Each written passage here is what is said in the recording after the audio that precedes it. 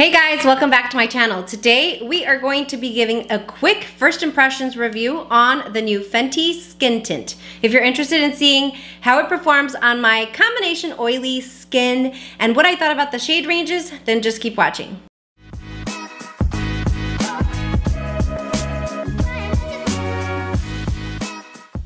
Hey guys, welcome back. So today Fenty released the new Eaze Drop Skin Tint lightweight foundation. I was so excited about this as soon as I saw that Trend Mood released this, because in the past I haven't really had a lot of success with Fenty foundations.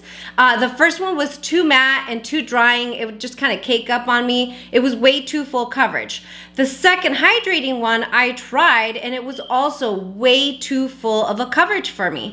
I typically will lean more towards lightweight coverage foundations. I don't like the full glammed up, you know, full coverage beat. Like, that's just not what I like for my skin, and my skin doesn't like it. Like, I love how it looks on other people, it just doesn't like me, if I make sense. So when I heard that they were releasing this, I was going to order it online last night at midnight, but then I thought, nah, forget it. Fenty complexion products never work for me. But then when I saw that it was in my store, I was like, you know what? Let's just go give it a try. I mean, it can't hurt, right? So I went to go pick it up right away, and I wanted to talk very quickly about the shade range. Now, this skin tint was released in 25 shades, which is about half of what Fenty typically releases for foundation shades, but that's okay because this is just a skin tint and not a full coverage foundation. The pigments that are in it are not as heavy, therefore it really does blend in seamlessly with a wide range of skin tones.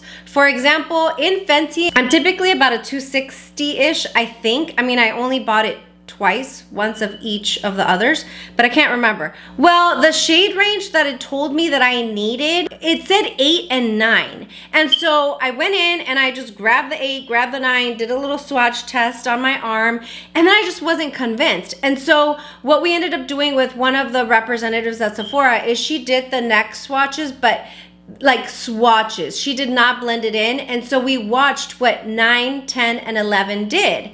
9 and 11 are both neutral shades, and then 10 is more of a golden undertone, which I typically am not. And so it turns out though that shade number 10 was what worked for me. So I would say if you have the ability to shop for this in store and you want to pick this up, I would do it in store versus online. The Sephora app is always spot on with my foundation matches, but for some reason this time it wanted me to grab an 8 or a 9, which was clearly too light for me. This skin tint retails for $29.50, so with taxes I think I paid $31 and some change. It's a light to medium buildable skin tint. I like the light foundation, like I said, so again, I was very interested in it. What I'm going to do is I'm going to do a demo today, first impressions, then as is routine with my foundation reviews, I will do a 7 to 10 day wear test because I want to try different SPFs. Since this foundation doesn't have SPF, I want to try different primers. I just want to see what a full 12-hour wear test looks like, because that typically my days are very long, and so I'll be bringing that to you in the next week or two. But I wanted to give my first impressions. Does it really feel like skin? Does it really blur? I want to know the tea. I just want to preface this by saying that I did go in with my Elta MD SPF, which is very standard in my routine. For the pore area, the T-zone here in the nose, I went in with my Tarte Timeless Primer. I do this with any foundation regardless of what it is. I mean, I'm about to hit pan on this, as you can see. So I like to give every foundation the same treatment. This is what I would do typically anyway, so that's the way that I'm going to test it today for first impressions. Let's go ahead and get into the demo portion of the video. During the video, if you like what you see, give me a like, definitely consider subscribing, set notifications to all so that you can see my 7 to 10 day follow-up on this. I love luxury beauty, I love indie eyeshadow. So if you're into that, consider subscribing, go follow me on Instagram and Twitter, that's where all the fun's at. And let's go ahead and get started. Okay, so I brought you in a little closer so that you can see the demo portion of the video. What I'm going to do is I'm going to go in on half of my face with my fingers. The other half, I'm gonna use my Chantecaille sponge because I know that some people are a little weird about using their fingers to do their makeup. So let's go ahead and do that. I will put it on my hand. And it is a little runny, as you can see, but that's okay.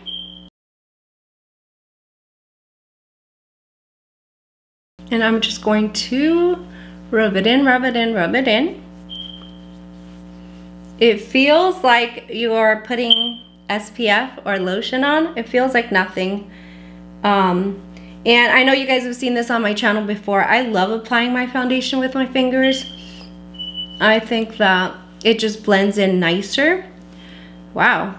So I have pretty clear skin. I have good skin, but I feel like it did cover up a good amount. I think it looks pretty good. Let me finish my forehead.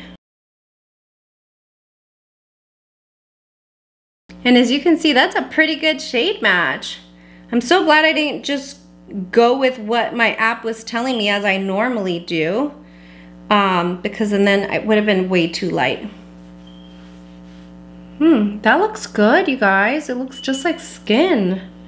I love it. Very, very light. I like how it looks. Now, I mean, you can tell there, no foundation there. It just looks more even toned. My pores do look blurred. Wow. Okay, love it so far. All right, so we're gonna go ahead and take another little squirt here. And I'm going to just dot, dot, dot. I'm using my viewfinder. So that's why it looks like I'm looking up, and I'm just going to stamp that in. Let me grab my mirror.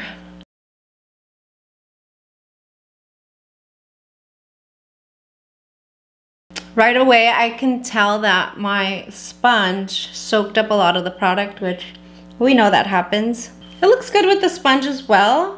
I feel like I like the application with my fingers better. That may just be preference, but I can tell you that it doesn't look different. It looks the same, it looks good. Now, although I use the Tarte Timeless Primer, I still have very large pores here, and I can tell you that it's definitely blurring. It looks pretty. Wow. Okay, all right. I mean, I was excited because, like I said, the first two foundations didn't really work for me. So, you know, it sucks because everybody loves Fenty skin products, but I just don't. My skin doesn't like it. All right, let me see if I can pull in just a little bit closer so that you can get a really good... Okay, so I've pulled in as close as I can. I have some reflection from the sun there, but that's what it looks like up close. It looks pretty good. It looks just like skin. I don't see any areas of concern. That looks really, really nice. It played very nicely with my SPF. Let me do the rest of my makeup and then we'll come back so that I can see how everything layers on top of it.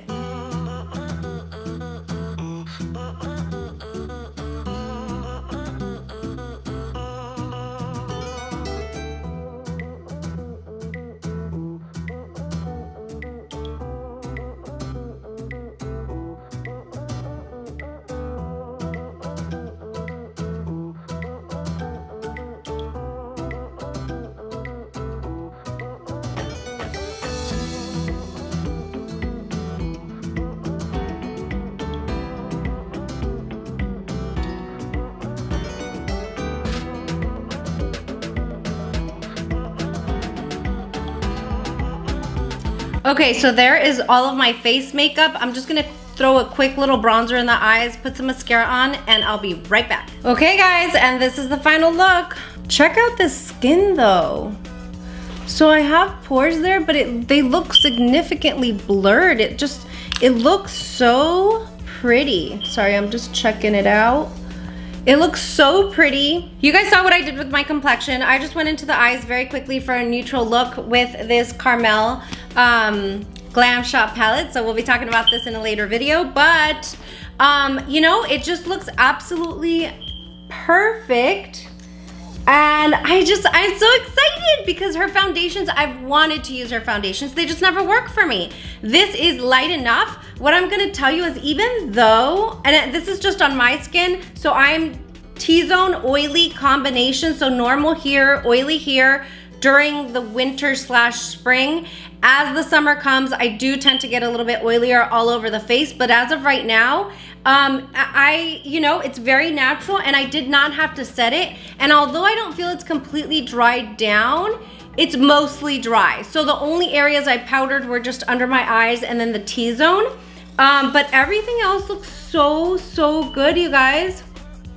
I'm trying to see if it's like settling in the nose area or anywhere else. I mean, I don't have issues with my smile lines, but I was checking for that as well. And it just looks really good, really natural. It looks just like skin.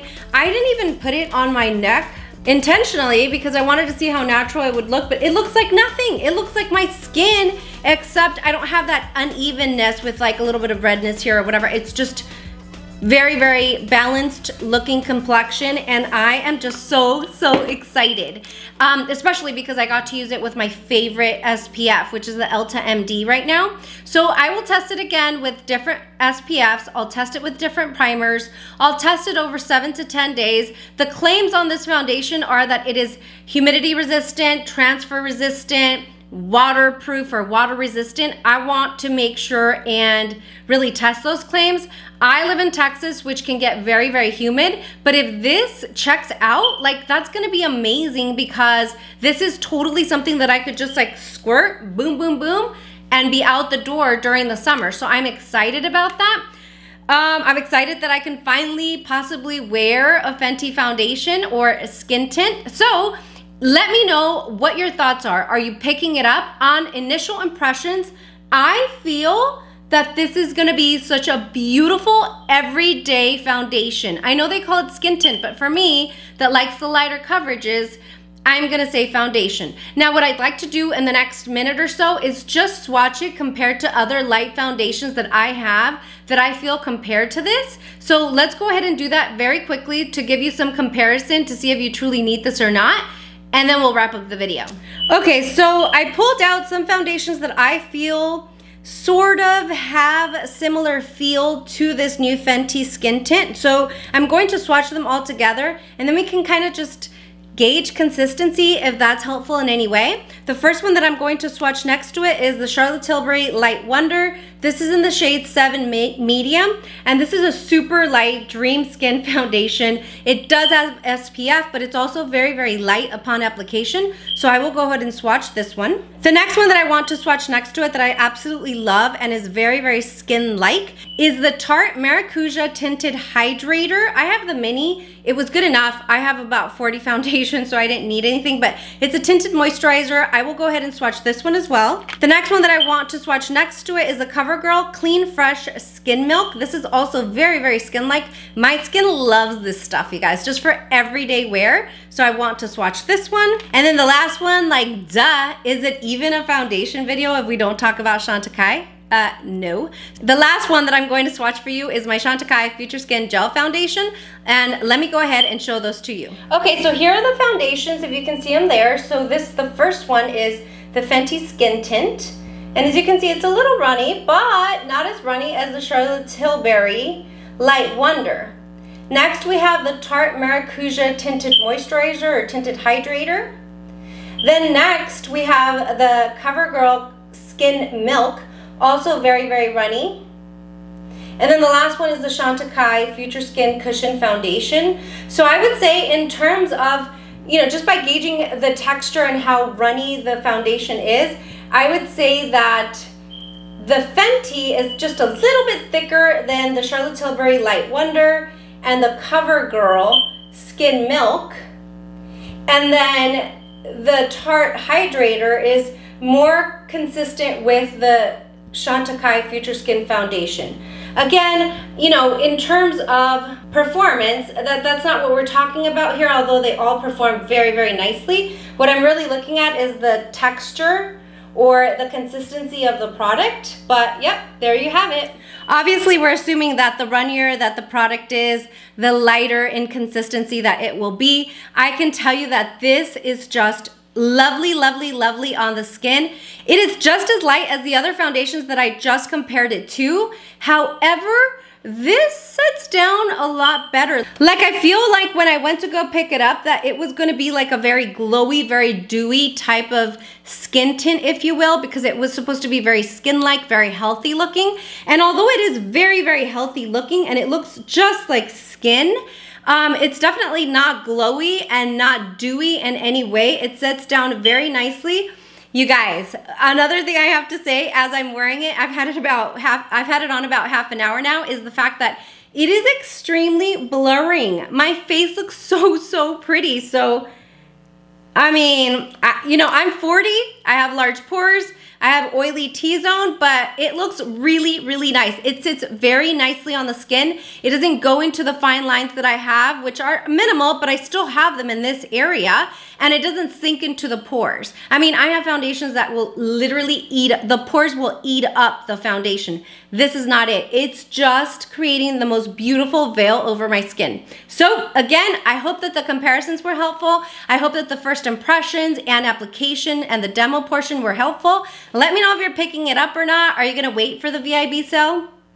I think that that's okay. I'm going to tell you that for VIB, what happens literally on day one, if you're not VIB Rouge, is that all Fenty products are sold out. It happened with the bronzers. It happened with all the little blushes that were released last year. So if you want it, I mean, it's $29.50. Maybe take your chances and wait, but you might not find it. Fenty just always sells out for the VIB sale. So just a heads up. But anyway, I hope you found it helpful. Thank you so much for watching. If you haven't subscribed, please consider doing that. Notifications to all so that you see my follow-up video to this. And let's go hang out on Instagram and Twitter together. All right, I'll see you guys next time. Bye.